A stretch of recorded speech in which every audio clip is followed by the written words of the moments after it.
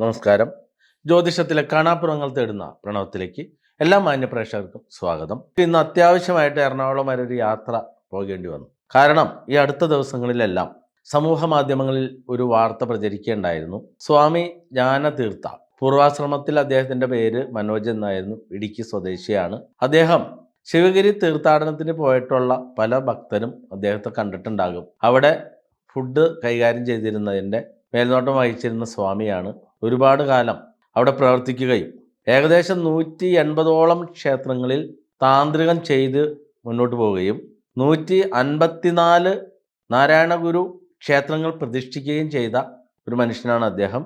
അവസാനമായിട്ട് തിരുവമ്പാടി ദുർഗാദേവി ക്ഷേത്രം പുനഃപ്രതിഷ്ഠ നടത്തി. അതായത് ക്ഷേത്രം നശിച്ചു പോയിക്കൊണ്ടിരിക്കുകയായിരുന്നു. ആ ക്ഷേത്രം അദ്ദേഹം ഏറ്റെടുത്ത് പുനഃപ്രതിഷ്ഠ നടത്തി ഉപദേവത പ്രതിഷ്ഠയൊക്കെ നടത്തുകയും ചെയ്ത അദ്ദേഹം ഈ അടുത്തായിട്ട് വലിയ രോഗാവസ്ഥയിലേക്ക് പോയി.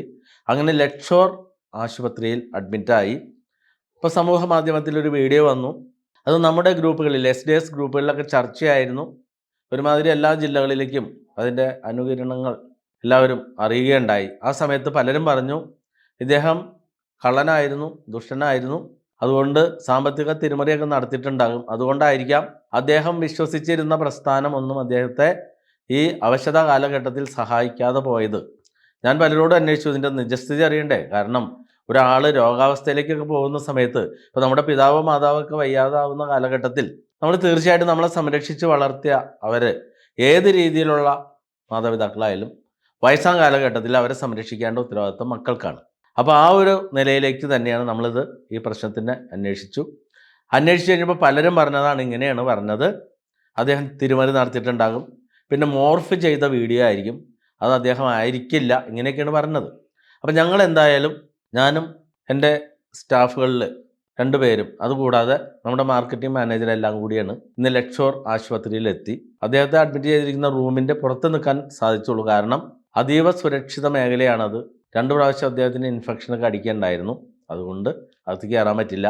അപ്പോൾ ആളെ സഹായിച്ചുകൊണ്ടിരുന്ന ബൈസ്റ്റാൻഡർ ആയിരിക്കുന്ന ഷാനു എന്ന് പറയുന്ന യുവാവ്, അദ്ദേഹമായിട്ട് ഞാൻ സംസാരിക്കുന്നുണ്ട്. ആ സംസാരിച്ച വീഡിയോ നിങ്ങൾക്ക് ഇതോടൊപ്പം കാണിച്ചു തരാം. നമുക്കിവിടെ നിന്ന് ക്ഷേത്രമൊക്കെ ഒരു 50,000 രൂപയുടെ ചെക്ക് കൈമാറി. ചെക്ക് എന്ന് പറഞ്ഞാൽ ബ്ലാങ്ക് ചെക്ക് ഒന്നും അല്ല കേട്ടോ, അതായത് വണ്ടി ചെക്കല്ല, ചെക്ക് നാളെ തന്നെ, അതായത് ഇന്ന് തന്നെ അത് ട്രാൻസ്ഫർ ആവുന്ന ചെക്കാണ്. അപ്പോൾ അദ്ദേഹത്തിൻ്റെ ജ്ഞാനതീർത്ഥയുടെ അക്കൗണ്ട് നമ്പറൊക്കെ നമുക്ക് തന്നിട്ടുണ്ട്. അദ്ദേഹം ആശുപത്രിയിൽ കിടക്കുന്ന ഫോട്ടോയും നമുക്ക് തന്നിട്ടുണ്ട്. അതിൻ്റെ അകത്ത് ഒരു വീഡിയോ എടുക്കാൻ പറ്റാത്തതുകൊണ്ടാണ് അവർ നല്ല രീതിയിൽ സഹകരിച്ചു. അപ്പോൾ ഈ വീഡിയോ സോഷ്യൽ മീഡിയയിലേക്ക് വന്നപ്പോൾ അദ്ദേഹത്തിൻ്റെ ശിഷ്യൻ്റെ ഭാര്യയുടെയും അക്കൗണ്ട് നമ്പറുകളാണ് കൊടുത്തിരുന്നത്.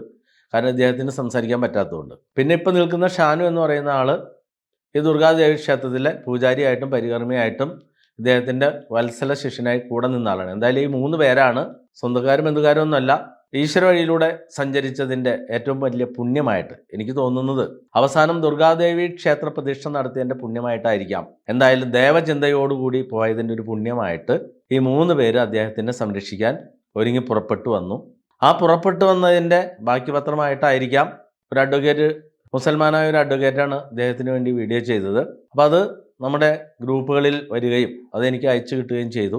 അത് കണ്ടു കഴിഞ്ഞപ്പോൾ ശരിയാണോ തെറ്റാണോ എന്ന് നമുക്ക് അന്വേഷിക്കാമല്ലോ. ഒരു ഫോൺ കോളിൻ്റെ അപ്പുറത്ത് എല്ലാം അറിയാൻ സാധിക്കും. അപ്പോൾ ആ ഓഡിയോ ക്ലിപ്പൊക്കെ അതിനകത്ത് വളരെ കൃത്യമായിട്ട് വരുന്നുണ്ട്. അപ്പോൾ എന്തായാലും ഞങ്ങൾ അന്വേഷിച്ചു കഴിഞ്ഞപ്പോൾ സത്യമാണ്. അവിടെ വിളിച്ചന്വേഷിച്ചപ്പോഴും ഇദ്ദേഹം അവിടെ അഡ്മിറ്റാണ്. പൈസ ഇതുവരെ ആയിട്ടില്ല. 6-ാം തീയതി അദ്ദേഹത്തിന് അഡ്മിറ്റ് ചെയ്തതാണ്. ഇന്ന് 18-ാം തീയതി. 12 ദിവസമായിട്ടും അദ്ദേഹത്തിന് വേണ്ട പൈസ ഇതുവരെ സ്വരുക്കൂട്ടാൻ സാധിച്ചില്ല. അപ്പോൾ ഏതൊരു മനുഷ്യനായാലും ജീവന് വേണ്ടി പോരാടുമ്പോൾ നമ്മൾ സാമാന്യ രീതിയിൽ ചിന്തിക്കുക. ഒരാൾ കളവ് നടത്തി ഒരുപാട് പൈസ ഒക്കെ അടിച്ചെടുത്തിട്ടുണ്ടെങ്കിൽ ആ പൈസ സ്വന്തം ജീവന് വേണ്ടി, ജീവൻ രക്ഷപ്പെടുത്താൻ വേണ്ടി ഉപയോഗിക്കില്ലേ? അപ്പോൾ നമുക്ക് നുണപ്രചരണങ്ങളാണ് നമ്മുടെ സമൂഹത്തിൽ കൂടുതൽ നടക്കുന്നത്. നിങ്ങളാണ് തീരുമാനിക്കേണ്ടത്.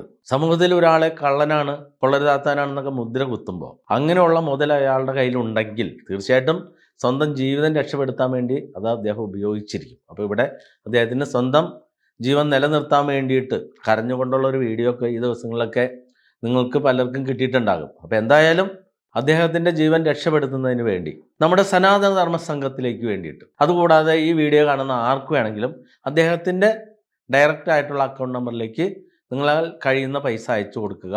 ഞാനും 50,000 രൂപയാണ് അയച്ചു കൊടുത്തത്. അപ്പോൾ അവർ പറഞ്ഞത് ഇതേവരെ ഓപ്പറേഷനുള്ള പൈസ ആയിട്ടില്ല, അതുകൊണ്ട് വെയിറ്റിങ്ങിൽ നിൽക്കുകയാണ്, പൈസ ആയിട്ടില്ല എന്ന് തന്നെ പറഞ്ഞത്. അപ്പോൾ നാളെ കഴിഞ്ഞ് അല്ലെങ്കിൽ നാളത്തെ കഴിഞ്ഞ് ഓപ്പറേഷൻ ഫിക്സ് ആവും. അപ്പോൾ പൈസയ്ക്ക് വേണ്ടിയിട്ടാണ് കഴിഞ്ഞ ദിവസം അദ്ദേഹം കരഞ്ഞുകൊണ്ട് ഒരു വീഡിയോ ചെയ്തിട്ടുണ്ടായിരുന്നു. അപ്പോൾ നല്ല മനസ്സുള്ളവർ ഈശ്വര വഴിയിലൂടെ യഥാർത്ഥ ഈശ്വര വഴിയിലൂടെ സഞ്ചരിക്കുന്ന ഏതൊരാൾക്കും ഇങ്ങനെ ഒരു മനുഷ്യജീവൻ കിടന്ന് വിലപിക്കുന്നത് കാണുമ്പോൾ തീർച്ചയായിട്ടും അവരെ സഹായിക്കാനുള്ള മനസ്സുണ്ടാകും. അപ്പോൾ നമ്മുടെ SJSൻ്റെ ഗ്രൂപ്പുകളിലെല്ലാം പ്രചരിപ്പിക്കുക. നിങ്ങളുടെ ഏത് ഗ്രൂപ്പുകളിൽ വേണമെങ്കിലും ഈ വീഡിയോ ഇട്ട് കൊടുക്കുക. എല്ലാവരും കൂടി ഒത്തുചേർന്ന്, നിങ്ങൾക്കറിയാം നമുക്ക് കഴിഞ്ഞ 1-2 മാസത്തിനുള്ളിൽ, ഒരു മാസത്തിനുള്ളിൽ ഒരു മുസ്ലിം സഹോദരൻ്റെ ജീവൻ രക്ഷിക്കാൻ വേണ്ടി 6 ദിവസം കൊണ്ട് 34 കോടി രൂപയാണ് അവിടെ പിരിച്ചെടുത്തത്. 6 ദിവസം കൊണ്ട് 34 കോടി രൂപ. ഇവിടെ 50 ലക്ഷം രൂപ 12 ദിവസമായിട്ടും ഇതുവരെ സ്വരുക്കൂട്ടാൻ സാധിച്ചില്ല. നമ്മുടെ ഹൈന്ദവരുടെ ആ ഒരു ഒത്തൊരുമയുടെ ഏറ്റവും വലിയ ബലമാണ് കാണിക്കുന്നത്. അപ്പം നിങ്ങൾക്ക് ഈ സന്ദേശം നൽകുന്നത് നമ്മൾ യഥാർത്ഥത്തിലുള്ള ഈശ്വര വഴിയിലൂടെയാണ് സഞ്ചരിക്കുന്നത്. യഥാർത്ഥ ഈശ്വര വഴിയിലൂടെ സഞ്ചരിക്കുന്ന ഏതൊരാൾക്കും എപ്പോഴും മനസ്സിൽ ഒരു സഹതാപവും അതേപോലെ തന്നെ ഒരു ആർദ്രതയും മറ്റുള്ളവരെ സഹായിക്കാനുള്ള മനസ്സും ഉണ്ടാകും.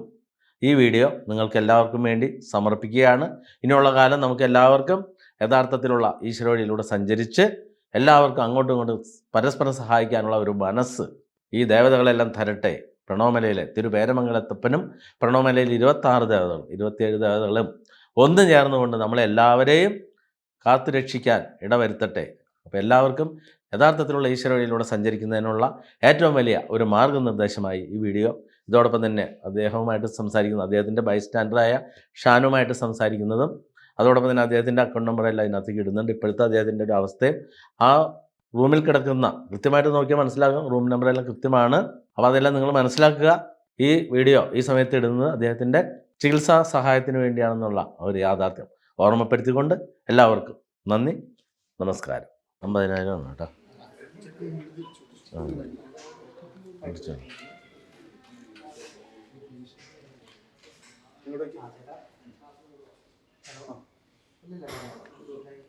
അദ്ദേഹം നമ്മുടെ ജ്ഞാനതീർത്ഥ സ്വാമിയുടെ ഇപ്പോൾ ബൈസ്റ്റാൻഡറായിട്ട് നിൽക്കുന്നു നമ്മുടെ ലക്ഷോർ ആശുപത്രിയിൽ. പിന്നെ അതുകൂടാതെ തിരുവമ്പാടി എലഞ്ഞിക്കൽ ദുർഗാദേവി ക്ഷേത്രത്തിലെ പൂജാരിയും പരികർമ്മയായിട്ട് നിന്നിരുന്ന ആളാണ്. ഇപ്പോൾ സ്വാമിയുടെ സഹായിയായിട്ട് ബൈസ്റ്റാൻഡറായിട്ട് നിന്ന് സഹായിച്ചുകൊണ്ടിരിക്കുകയാണ്. അപ്പോൾ എല്ലാവരും മനസ്സിലാക്കുക. നമ്മൾ വീഡിയോയിൽ കാണുമ്പോൾ പലരും പറയുന്നത് ഇതൊക്കെ ഫേക്കാണ്, സ്വാമി അങ്ങനെ ഒരിക്കലും ആളില്ലാതെ ഒന്നും കിടക്കില്ല, വെറുതെ പറയുന്നതെന്നൊക്കെ പലരും പറയുന്നുണ്ട്. അപ്പോൾ മനസ്സിലാക്കുക, അതിൻ്റെ യാഥാർത്ഥ്യം നിങ്ങളെ അറിയിക്കാൻ വേണ്ടിയിട്ടാണ്. അപ്പോൾ സ്വാമിയുടെ നേരിട്ടുള്ള അക്കൗണ്ട് നിങ്ങൾക്ക് ആർക്ക് വേണമെങ്കിലും ബന്ധപ്പെട്ടാൽ മതി, ഞങ്ങൾ അയച്ചു തരുന്നതായിരിക്കും. അദ്ദേഹത്തിന് 50,000 രൂപയുടെ ചെക്കാണ് നമ്മൾ കൈമാറിയിരിക്കുന്നത്. സംഭവിക്കുന്ന കാര്യം മനസ്സിലായോ? ഇത് പുറത്തെ ജനങ്ങളെ സംബന്ധിച്ച് ഇതൊക്കെ ഫേക്കാണ്, ഒരിക്കലും അല്ല, അങ്ങനെ സംഭവിക്കില്ല. കാരണം എന്താ അറിയോ, ശിവഗിരി മഠത്തിന് ഇത്രയും ആസ്തി ഉണ്ടായിട്ട് എന്തുകൊണ്ട് ഇദ്ദേഹത്തിനെ സംരക്ഷിക്കില്ല എന്നാണ് ചോദ്യം. നിങ്ങൾക്ക് മനസ്സിലായ? പിന്നെ ഈ ഭക്തരായിട്ടിരിക്കുന്നവർ പറയുന്നത് തിരുവമ്പാടി ശാഖയുണ്ട്, അവിടുന്ന് അതിൻ്റെ ഭാരവാഹികളും എല്ലാം പോയിട്ട് അവിടെ സംസാരിച്ചാണ് ശിവഗിരി. അപ്പം സാധ്യമല്ല എന്നാണ് പറഞ്ഞിരുന്നത്. പിന്നെ രണ്ടാമത് വീണ്ടും പോയി സംസാരിച്ചു 5 ലക്ഷം രൂപ അനുവദിക്കാം.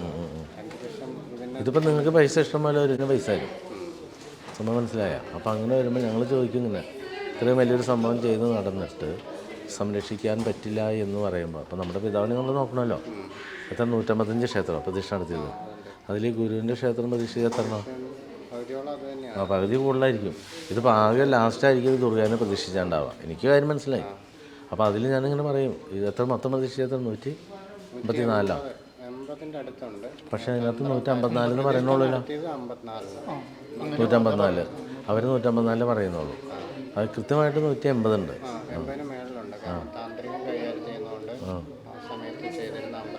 അതെല്ലാം ഗുരുവിൻ്റെ തന്നെയാണ് അല്ലേ?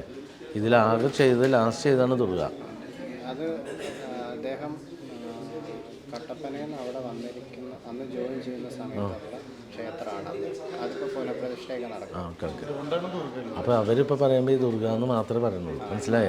നിങ്ങൾക്കതിൽ കുറേ പാളിച്ചകൾ പറ്റി. ഈ ദുർഗ എന്ന് പറയുമ്പോൾ ഈ മറ്റേ ഭക്തർ ഇതിലേക്ക് തിരിയില്ല. പിന്നെ പ്രചരിക്കുന്ന ന്യൂസ് എന്ന് പറഞ്ഞാൽ ഇദ്ദേഹം കുറേ അഴിമതിയൊക്കെ നടത്തി കട്ടുമുടിച്ചു, അതുകൊണ്ടാണ് തിരിഞ്ഞ് നോക്കാത്തത്. ഉണ്ടോ? അതായത് പലരോടും പറയുമ്പോൾ പറയുന്നത് മോർഫ് ചെയ്ത വീഡിയോ ആണ്, ഒരിക്കലും സംഭവിക്കില്ല എന്ന് പറയണത്.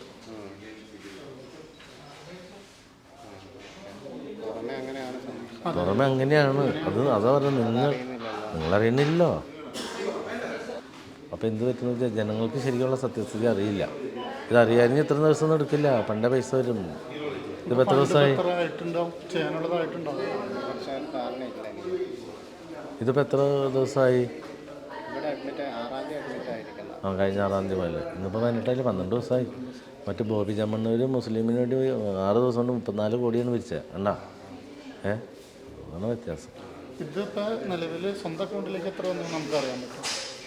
സ്വന്തം അക്കൗണ്ടിലേക്ക് വന്നത് അറിയാം, മറ്റവർക്കിടെയാണ് നമുക്ക് അറിയാൻ പറ്റാത്തത്. ഏകദേശം മുട്ടിയിട്ടുണ്ടാവുമോ അതിനെക്കുറിച്ച് എനിക്ക് അറിയില്ല. അല്ല ഞങ്ങൾ പറയാം ഇതിനകത്ത്. അപ്പോൾ പറ്റുന്നവർ സഹായിക്കാം. നിങ്ങൾക്ക് അക്കൗണ്ട് നമ്പർ വേണ്ടവർ ഞങ്ങളിവിടുന്ന് അയച്ചുതരാമെന്ന് പറയും. ഇത് ആളുടെ നേരിട്ട്, സ്വാമിയുടെ നേരിട്ടുള്ളത് കേട്ടോ. അപ്പോൾ അങ്ങനെ ചെയ്യാം. അപ്പോൾ നിങ്ങൾക്ക് അതിലേക്ക് വന്നോളൂ. ഇതിപ്പോൾ ഡീറ്റെയിൽസ് ഒന്നും ഇതിപ്പോൾ പ്രസൻറ്റ് ചെയ്തോളൂ കേട്ടോ. പൈസ ഉണ്ട്. ആ ക്യാഷ് ഉള്ളത് ഇന്നിപ്പോൾ ഡേറ്റ് ഇട്ടാണത്. നാളെ രാവിലെ കൊടുത്തു കഴിഞ്ഞാൽ നാളെ തന്നെ ആയിരിക്കും. രാവിലെ കൊടുത്താൽ 1/2 മണിക്കൂർ മതി ക്ലിയറൻസ് ആകാൻ. പേരെന്താ? ഷാനു. നമ്മുടെ സ്ഥലം എവിടെ? ശരിക്കും പെരുമ്പാവൂരാണോ? ഞാൻ ശരിക്കും തിരുവമ്പാടിയാണ്.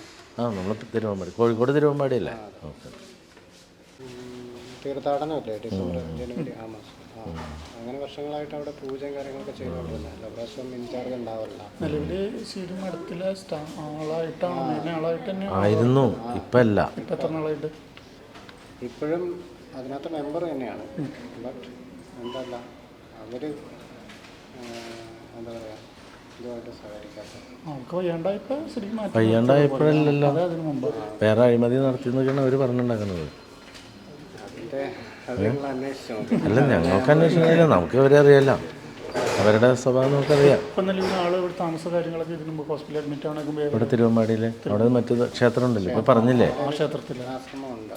അവിടെ ആൾ ക്ഷേത്രം ഉണ്ടാക്കിയല്ലോ അല്ലേ? ആൾ ക്ഷേത്രം ഉണ്ടാക്കി. ആ തിരുവമ്പാടിയിൽ സ്ഥലം വിറ്റ, അതൊക്കെയാണ് അവർ പറഞ്ഞത്. അതുള്ളത് തന്നെയല്ലേ, സ്ഥലം വിറ്റ പൈസ കൊണ്ട് ആശ്രമം ഉണ്ടാക്കി. പിന്നെ ഒരു ക്ഷേത്രം, അവരൊരു പുതിയ ക്ഷേത്രം ഉണ്ടാക്കുന്നതാണ്. ഇത് പുനഃപ്രതിഷ്ഠ നടത്തിയല്ലേ? നിലവിൽ അവിടെ ഒരു ദുർഗാദേവി ക്ഷേത്രം ഉണ്ടായിരുന്നു. അത് അദ്ദേഹം പുനഃപ്രതിഷ്ഠ നടത്തി. അത് ഇപ്പം ഉപദേവതകളും എല്ലാം കൂടെയാണ്. അപ്പം അത് മഠത്തിനെതിരായിട്ട് വന്നു. അത് മഠത്തിനെതിരല്ല, ആക്ച്വലി ശാഖാനന്തരം തന്നെ ഉള്ളതാണ്. അല്ല അങ്ങനെ പിന്നെ അവർ സഹകരിക്കണ്ടേ? അതിൻ്റെ സത്യാവസ്ഥ നിങ്ങൾ തന്നെ അന്വേഷിക്കുക. കാരണം അല്ല ഞങ്ങൾക്കിപ്പോൾ കോഴിക്കോട് അറിയാൻ ബുദ്ധിമുട്ടൊന്നുമില്ല. അവിടേക്ക് ജസ്റ്റ് ഒന്ന് വിളിച്ചു വെച്ചാൽ അവിടുത്തെ കാര്യമൊക്കെ അറിയാൻ പറ്റും. ഇത് പറഞ്ഞില്ല, ഇപ്പോൾ ഇത് ഇദ്ദേഹം അന്വേഷിച്ചിട്ട് പോയാലും ഇവിടേക്ക് വിളിച്ച് ഡയറക്റ്റ് ചോദിച്ചിട്ടാണ് ഞങ്ങൾ വരുന്നത്. മറ്റുള്ളവരോടൊക്കെ ചോദിക്കുമ്പോൾ പറഞ്ഞാൽ ഫേക്കാണ്, അങ്ങനെ ഉണ്ടാവില്ല, അതാണ് ഇതാണെന്നൊക്കെ പറഞ്ഞുള്ള അതാണ്. അപ്പോൾ നമ്മുടെ വീഡിയോ പോകുമ്പോൾ തീർച്ചയായിട്ടും മനസ്സിലാവും ഇത് ഒറിജിനലാണെന്നുള്ളത്. ആളുകൾ പറഞ്ഞാൽ ഫേക്കാണെന്ന് പറയണത്. അല്ലെങ്കിൽ ആൾ കട്ട് പിടിച്ചിട്ടുണ്ടാവും, അല്ലെങ്കിൽ അങ്ങനെ ഉണ്ടാവില്ല, ഇങ്ങനെ ഉണ്ടാവില്ല. ജനങ്ങളുടെ ധാരണകൾ, അല്ലെങ്കിൽ ഇത് അന്നേ അവർ ചെയ്യേണ്ടതല്ലേ? ജനങ്ങൾക്ക് എന്തുകൊണ്ടും പറയാമല്ലോ. അത് വയ്യാണ്ടാവുമ്പോൾ കൂടുതലും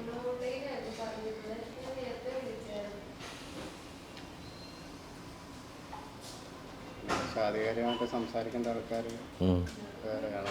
അല്ല ഇപ്പോൾ വേറെ ഒരു അധികാരി ഇതെല്ലാം ഉള്ള അദ്ദേഹത്തിൻ്റെ ശിഷ്യനുണ്ട് ഒരാൾ, അവരെടുത്ത് ചോദിക്കാം.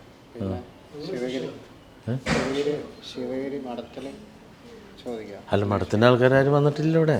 അല്ലെന്നേ ആ ജനങ്ങൾക്ക് ഓക്കെ ഓക്കെ. എൻക്വയറി ചെയ്യാൻ അല്ല ഞങ്ങൾക്ക് ഇതിനകത്ത് ഡൗട്ടൊന്നുമില്ല. ആ ജനങ്ങൾക്ക് അതൊക്കെ ഞങ്ങൾക്ക് ഇവിടെ ആളത് കറക്റ്റാണോ അത് മാത്രമായിരുന്നു. അതെ ഞങ്ങൾക്ക് സംശയമില്ല, ഞങ്ങളുടെ സംശയമല്ല പറഞ്ഞത്, ജനങ്ങൾ പറയുന്നത് അങ്ങനെ ആയിരിക്കില്ല ഇങ്ങനെ ആയിരിക്കില്ല എന്ന് അവർ പറയണം.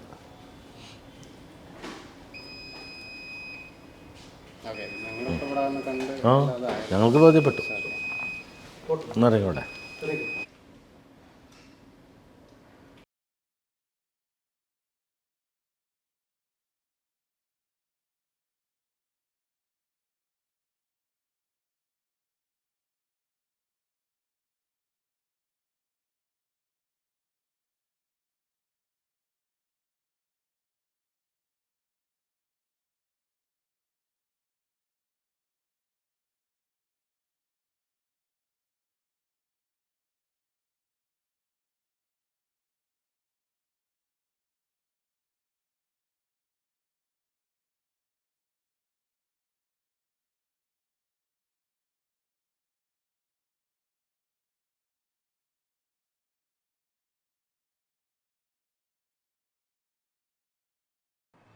തിരുവമ്പാടിയിൽ ജാതി മതഭേദമന്യുള്ള മതമൈത്രിയിൽപ്പെട്ട എല്ലാ കാര്യങ്ങളിലും ഞാൻ ബന്ധപ്പെടുന്ന ഒരു മനുഷ്യനായിരുന്നു.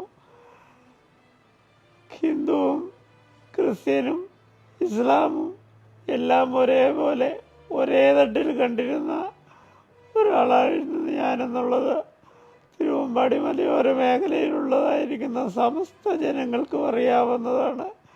ഈ ഒരു പശ്ചാത്തലത്തിൽ നിങ്ങളെല്ലാവരും എന്നെ സഹായിച്ച് എൻ്റെ ജീവനെ നിലനിർത്തി തരണമെന്ന് നിങ്ങളോട് വിനീതമായിട്ട് ഞാൻ ഒന്നുകൂടി പറയുകയാണ്.